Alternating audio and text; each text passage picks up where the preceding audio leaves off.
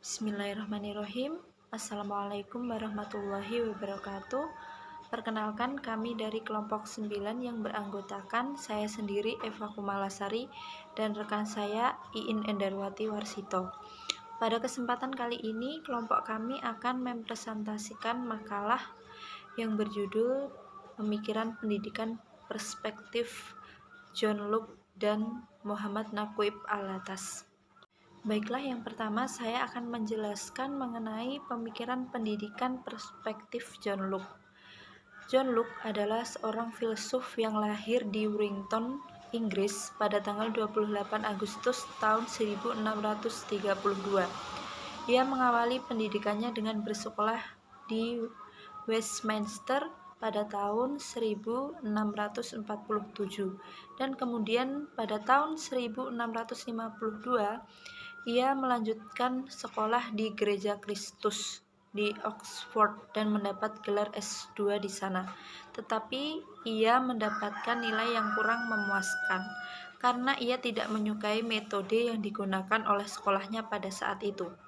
John Locke lebih cenderung menyukai bidang sastra dan juga bidang medis ketika beliau bersekolah dahulu. Selama hidupnya dia sangat menekuni bidang medis, tetapi dia juga menambah berbagai bidang seperti bidang politik, sastra, dan lain sebagainya. Beliau juga menuliskan berbagai buku sebagai karyanya yang kita bisa baca di poin kedua. Selanjutnya yaitu pandangan John Locke tentang pendidikan. Yang pertama tentang tujuan pendidikan. Menurut John Locke, pendidikan itu memiliki beberapa tujuan. Pertama, pendidikan bertujuan untuk mencapai kesejahteraan dan kemakmuran bagi setiap manusia. Yang kedua, pendidikan bertujuan untuk mencapai kecerdasan setiap individu dalam menguasai ilmu pengetahuan sesuai dengan tingkatannya. Tujuan yang ketiga yaitu pendidikan menyediakan karakter dasar dari kebutuhan manusia untuk menjadi pribadi yang dewasa dan bertanggung jawab. Dan tujuan yang keempat yaitu pendidikan menjadi sarana dan usaha untuk memelihara dan memperbarui sistem pemerintahan yang ada. Selanjutnya yaitu hakikat pendidikan menurut John Locke. Menurutnya, seluruh pengetahuan pada hakikatnya berasal dari pengalaman. Ia melukiskan bahwa pikiran sebagai sesuatu lembaran yang kosong, yang menerima segala sesuatu dari pengalaman. Selanjutnya yaitu metode pendidikan menurut John Locke. Pada dasarnya, John Locke ini menolak metode pengajaran yang disertai dengan hukuman. Menurutnya, tata krama dipelajari melalui teladan dan bahasa yang dipelajari melalui kecakapan.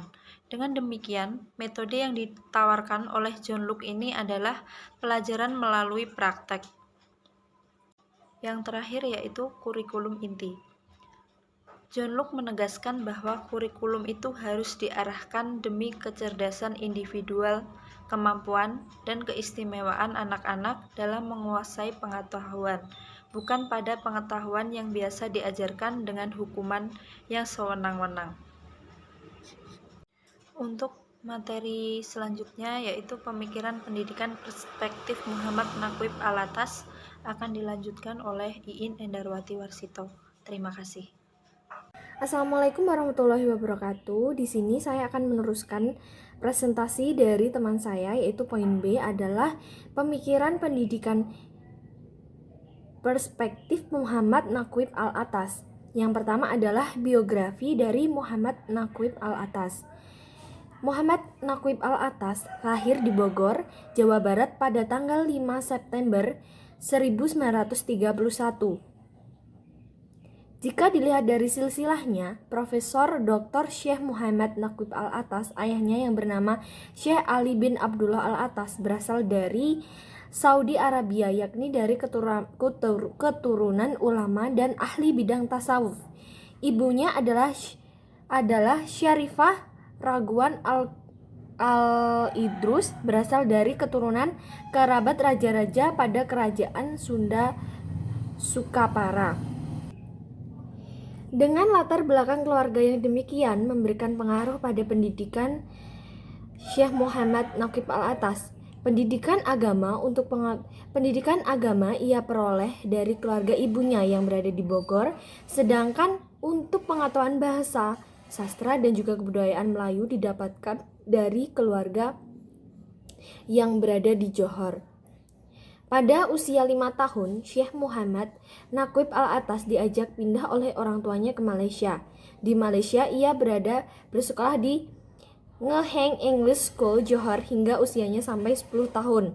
Pada masa penjajahan Jepang di Indonesia, Al-Atas dan keluarganya kembali ke Jawa Barat. Kemudian ia melanjutkan pendidikan di Sukabumi, yakni di Madrasah Al-Urwah Al-Wutsa pada tahun 1901 sampai 1945. Semua lembaga pendidikan yang menggunakan bahasa Arab sebagai bahasa pengantarnya. Pada tahun 1945, saat Perang Dunia Kedua selesai pada tahun berikutnya, yakni 1946, Syekh Muhammad Naqib Al-Atas melanjutkan pendidikannya di Johor. Ia melanjutkan pendidikannya di Bukit Zahrah School, kemudian di English College tahun 1946 sampai 1951. Pada tahun 1951, Syekh Muhammad Naqib Al-Atas berhasil menyelesaikan pendidikannya. Kemudian ia mendaftarkan pada Dinas Tentara sebagai perwira kadet dalam Askara Malaysia, Inggris. Kemudian Al-Atas melanjutkan pendidikan ke Universitas Malaysia Kuala Lumpur, masuk pada Fakultas Kajian Ilmu-Ilmu Sosial. Saat studi sarjana satunya, Syekh Muhammad Naqib Al-Atas berhasil menyelesaikan 2 buku. Buku pertama yang berhasil ia selesaikan ialah rangkaian rubaiyat dan buku keduanya adalah Some Aspect of Sufism as Understood and Practiced Among Malaya. Karena buku keduanya sangat berharga, sehingga pemerintah Kanada melalui Canada Council Fellowship memberinya beasiswa untuk belajar di Universitas McGill, yakni di Institute of Islamic Studies pada tahun 1960 sampai 1962. Setahun setelah kelulusannya, Syekh Muhammad Naqib Al-Atas melanjutkan pendidikannya ke Universitas London, yakni di SOAS School of Oriental and African Studies. Lalu setelah menyelesaikan pendidikannya di Inggris pada tahun 65, Syekh Muhammad Al-Atas melanjutkan pengabdian di Universitas Malaya. Lalu yang kedua adalah pandangan Muhammad Naqib Al-Atas tentang pendidikan. Yang poin A adalah tujuan pendidikan Islam. Al-Atas beranggapan bahwa tujuan dari pendidikan agama Islam ialah menanamkan kebijakan dalam diri manusia sebagai manusia serta sebagai individu. Lalu yang poin B adalah bentuk sistem pendidikan Islam.